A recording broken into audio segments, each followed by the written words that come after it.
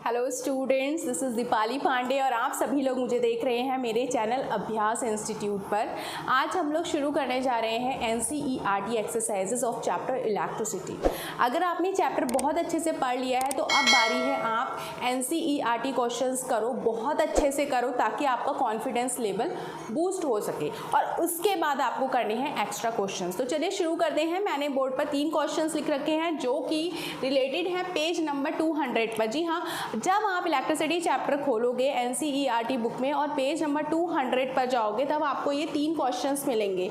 तो पहला क्वेश्चन क्या कहता है, what does an electric circuit mean.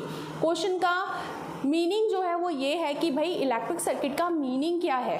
तो जाहिर सी बात है, चैप्टर का नाम है इलेक्ट्रिसिटी और इलेक्ट्रिक करंट फ्लो होती है किसमें, इलेक्ट्रिक सर्किट में। और इलेक्ट्रिक सर्किट क्या होता है, एक ऐसा closed continuous path through which electric current can flow easily. अगर इलेक्ट्रिक सर्किट ब्रेक होगा कहीं से भी तो करंट फ्लो नहीं हो पाएगी स्टूडेंट्स, ठीक है। तो आपको ये डेफिनेशन लिखनी है, a closed continuous path through which electric current can flow easily is called electric circuit, ठीक है। तो यहाँ पर मैं आंसर लिख देती हूँ, आप लोग नोट करते जाओ। A closed continuous path through which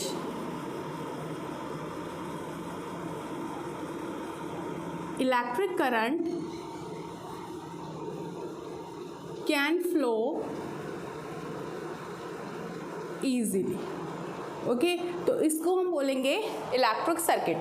1 number का क्वेश्चन है ये, इससे ज़्यादा का नहीं आएगा। अगर कोई आपसे पूछता है 2 नंबर में, मान लो NCERT का ये वाला क्वेश्चन अगर आता है तो आप क्या करोगे, सर्किट भी बना करके दिखाना, ठीक है। इसके बाद जो है ये कहता है कि भाई बताइए define the unit of current. तो करंट की यूनिट क्या है, करंट की यूनिट होती है एम्पियर। आपको पता होना चाहिए करंट की यूनिट है एम्पियर और उसको लिखते हैं लेटर ए से, कैपिटल ए से। फिजिक्स में कहीं भी कैपिटल ए लिखा है उसका मतलब है एम्पियर। तो आपको इसको करना है डिफाइन। तो देखो डिफाइन कैसे करेंगे, सबसे पहले हम आंसर में लिखेंगे कि the unit of current is ampere. अब एम्पियर को डिफाइन करने के लिए आपको पता होना चाहिए करंट का फॉर्मूला क्या है। तो करंट का फॉर्मूला होता है I=Q/T। इस वाले फॉर्मूले में आपको एम्पियर की डेफिनेशन याद करने की ज़रूरत नहीं है, मैं आपको एक ट्रिक बताती हूँ। आप इस वाले फॉर्मूले में मान लो कि Q जो है वो 1 कूलम है, Q चार्ज है और T जो है वो है 1 सेकेंड। तब सोचो अगर Q 1 कूलम होगा और T 1 सेकेंड होगा तो बच्चों I क्या होगा, I ऑटोमेटिकली हो जाएगा 1/1, इसका मतलब I हो जाएगा 1 एम्पियर, ठीक है। तो देखो सिंपल सी डेफिनेशन है, अगर 1 कूलम चार्ज फ्लो होता है, if 1 coulomb of charge flow in a conductor in 1 second, ठीक है। इस परिभाषा को याद कर लो, if 1 coulomb of charge flow in a conductor in 1 second then electric current flow in the conductor is 1 ampere. इसको हम ऐसे डिफाइन करेंगे। तो डेफिनेशन क्या हो गई इसकी, if 1 coulomb of charge flows in a conductor in 1 second, the amount of current flowing is 1 ampere. तो इस तरीके से आप एम्पियर को डिफाइन कर पाओगे।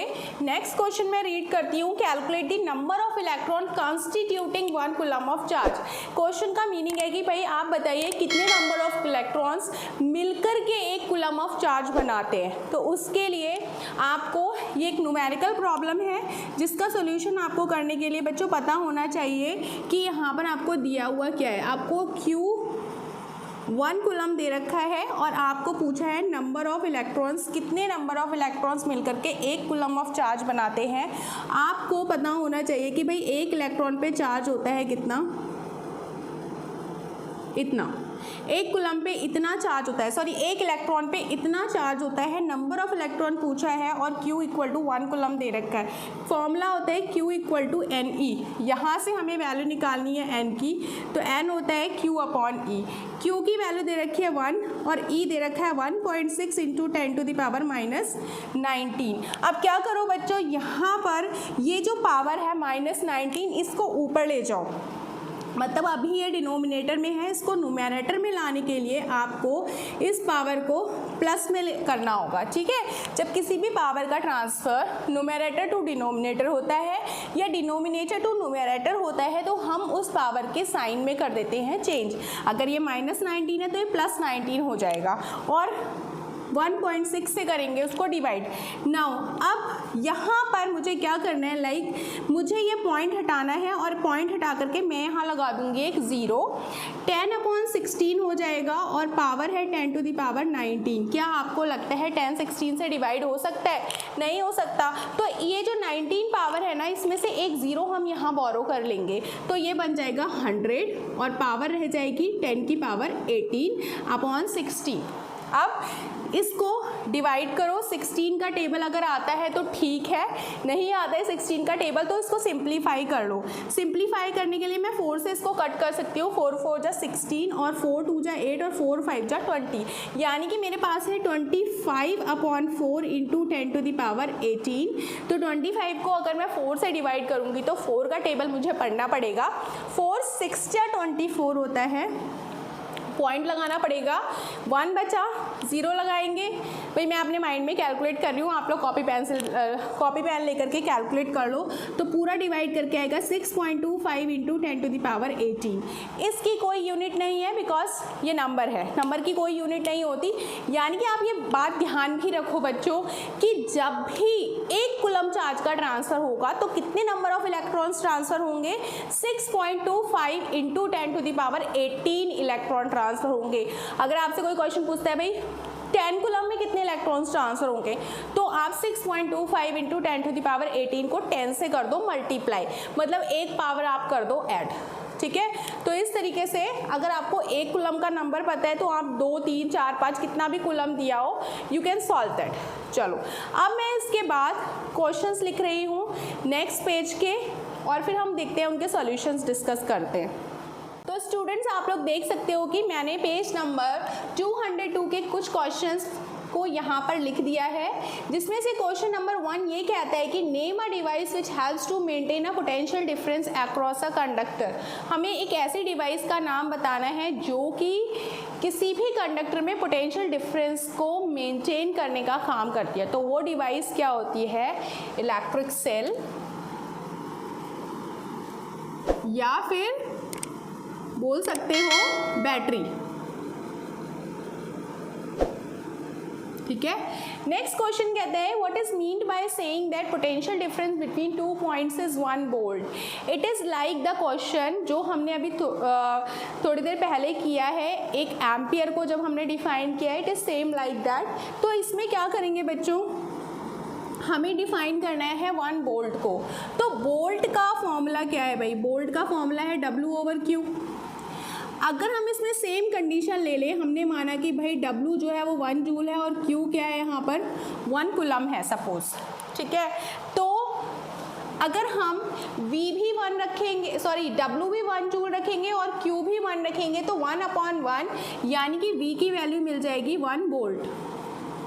अब इसको डिफाइन कैसे करोगे? डिफाइन करने के लिए आपको कुछ नहीं करना है, सिर्फ इसी चीज़ को बोल देना है। कैसे बोलोगे? If 1 joule of work is done, if 1 joule of work is done to carry 1 coulomb of charge from 1 point to another, it means that potential difference is 1 volt. ठीक है, मैं यहाँ पर लिख देती हूँ, यहाँ पे थोड़ा स्पेस कम हो गया है तो थोड़ा सा कोऑपरेट करना पड़ेगा। If 1 joule of work is done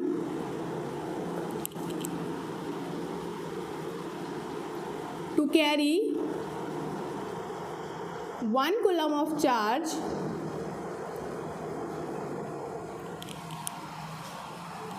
from one point to another,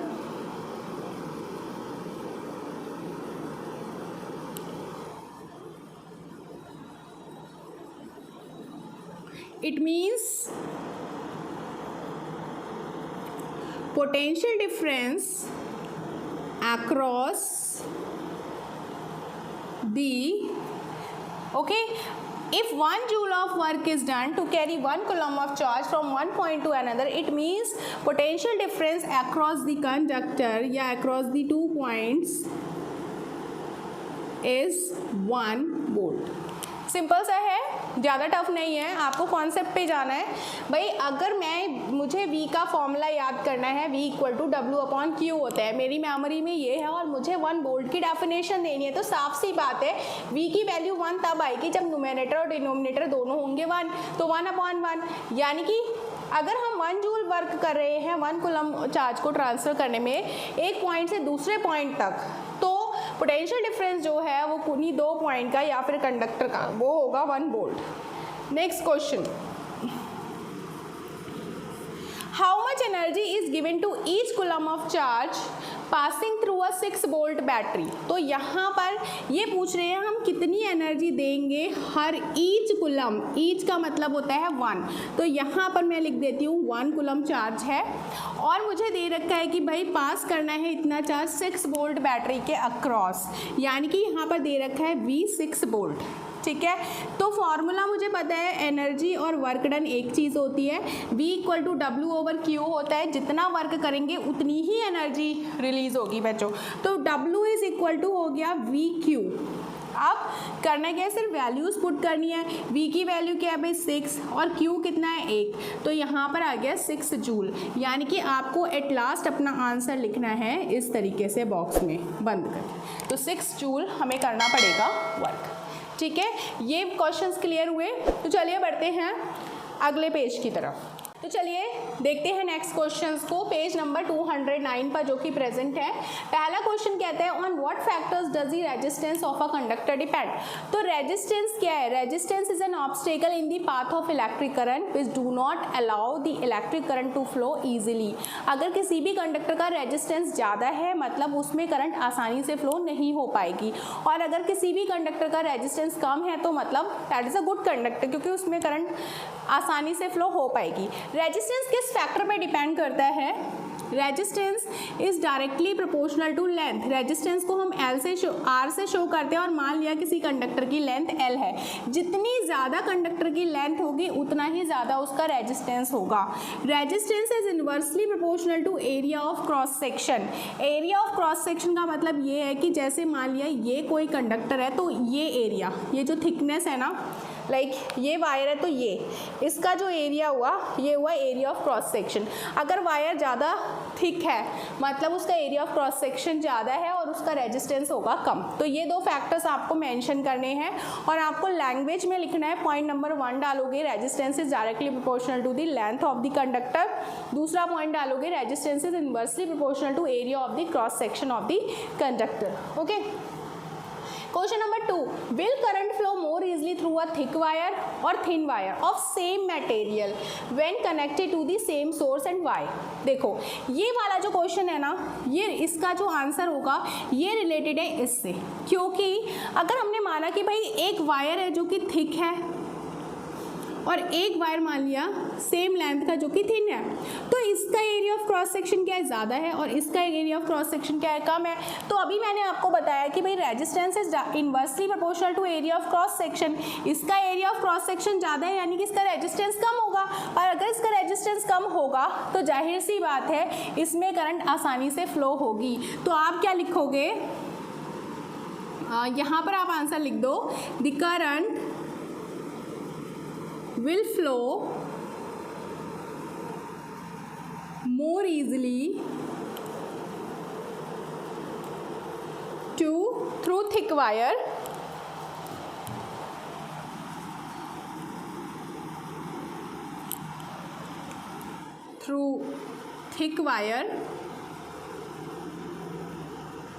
because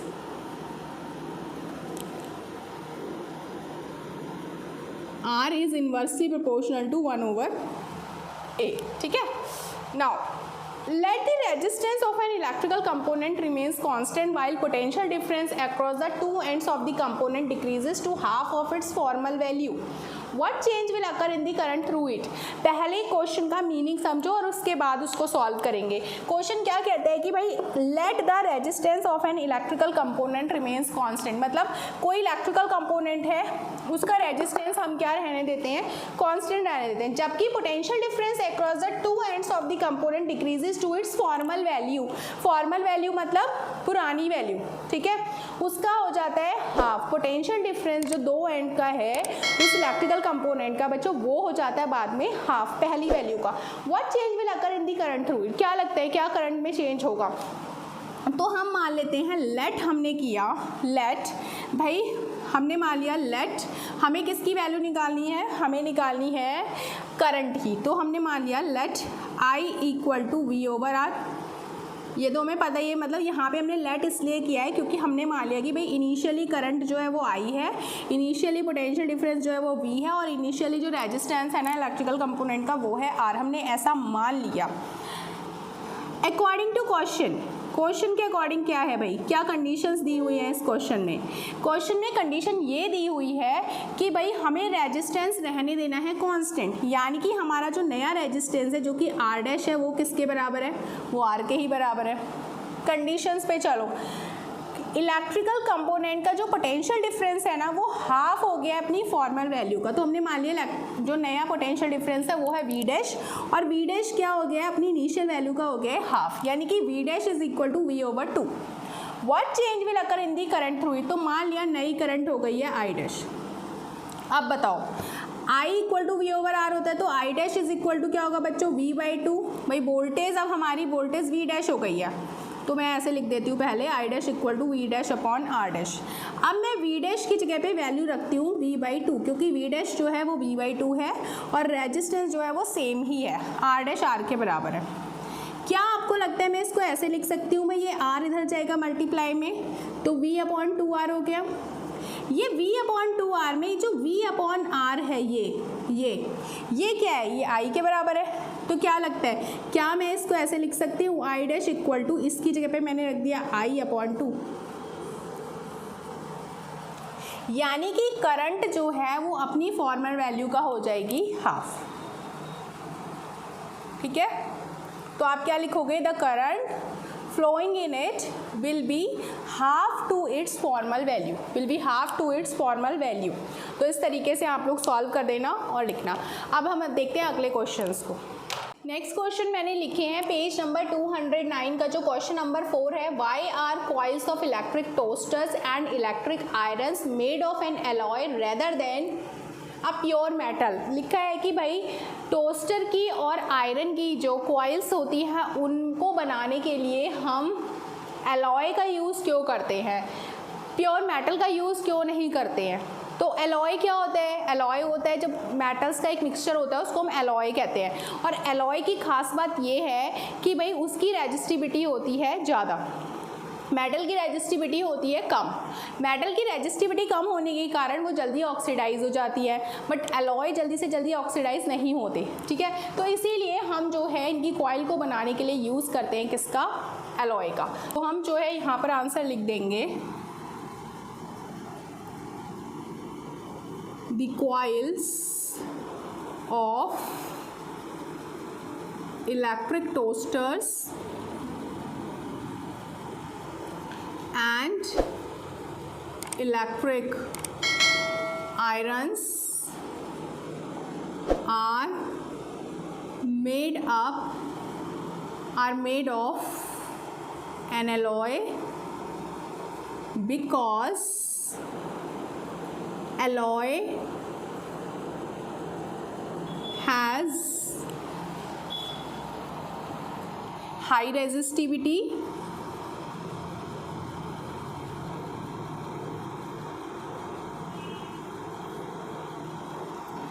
they do not oxidise. भाई अगर ऑक्सीडाइज हो जाएंगे तो मेल्ट हो जाएंगे तो ख़राब हो जाएंगे, they do not oxidise easily.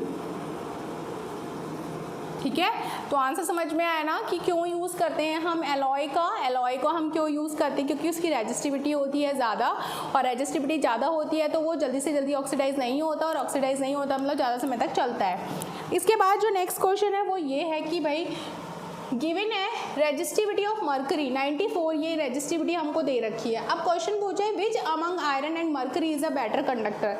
तो देख लो आयरन और मर्करी में गुड कंडक्टर क्या होगा। अभी प्रीवियस क्वेश्चन में हम क्या बात करेंगे, भाई एलॉय जो है उनकी रेजिस्टिविटी होती है ज़्यादा, कंडक्टर्स की रेजिस्टिविटी होती है कम। तो जिसकी रेजिस्टिविटी जितनी कम होगी वो उतना अच्छा कंडक्टर होगा। तो कंपेरिजन कर लेते हैं आयरन में और मरकरी में, ठीक है, उनकी रेजिस्टिविटी में। तो देखो मरकरी की जो रेजिस्टिविटी है वो है 94। पहले पावर देख लो बच्चों, पावर जो है वो दोनों की सेम है। अब बच्चों न्यूमेरिकल वैल्यू पे जाओ, ये 94 है और ये 10 है, तो किसकी रेजिस्टिविटी कम है, 94 या फिर 10? ऑब्वियसली 10। तो रेजिस्टिविटी जो है आयरन की कम है, यानी कि आंसर जो होगा वो फर्स्ट पार्ट का वो ये होगा कि भाई which among iron and mercury is a better conductor, तो obviously iron. Number 2 part, which material is best conductor, इन तीनों में सबसे अच्छा कंडक्टर कौन है। तो सबसे पहले तीनों की पावर देख लो, सेम है 10 to the power -8। अब भाई गुड कंडक्टर और बेस्ट कंडक्टर कौन होगा, बेस्ट जिसकी रेजिस्टिविटी सबसे कम होगी वो बेस्ट कंडक्टर है तीनों में। तो देखो 94, 10 और 1.6 किसकी वैल्यू सबसे कम है, ऑब्वियसली 1.6 की वैल्यू सबसे कम है ना, तो सिल्वर जो होगा वो बेस्ट कंडक्टर होगा क्योंकि उसकी रेजिस्टिविटी सबसे कम है। ठीक है, तो आप यहाँ पर आंसर लिख दोगे सिल्वर। तो इस तरीके से हमने जो है क्वेश्चंस को सॉल्व किया है बच्चों। 200, 202 और 209 पेज नंबर पे जो भी इलेक्ट्रिसिटी चैप्टर के NCERT इन टेक्स्ट क्वेश्चंस है, आपको ये क्वेश्चंस याद करने हैं, अच्छे से रिवाइज करने हैं, ताकि पेपर में अगर ये क्वेश्चन आ जाए तो एक भी क्वेश्चन गलत ना हो। आप इसी तरीके से मेरे साथ बने रहिए, हम अपनी अगली वीडियो में आगे वाले क्वेश्चन को सॉल्व करेंगे और ये एक सीरीज़ है क्वेश्चन की। तो stay connected with me, like share subscribe my channel and please bell ज़रूर प्रेस करना है ताकि आपको नोटिफिकेशन मिलता रहे जैसे ही मैं कोई भी वीडियो अपलोड करूँ तो। So thank you so much, thanks a lot. मिलते हैं नेक्स्ट वीडियो में, बाय बाय।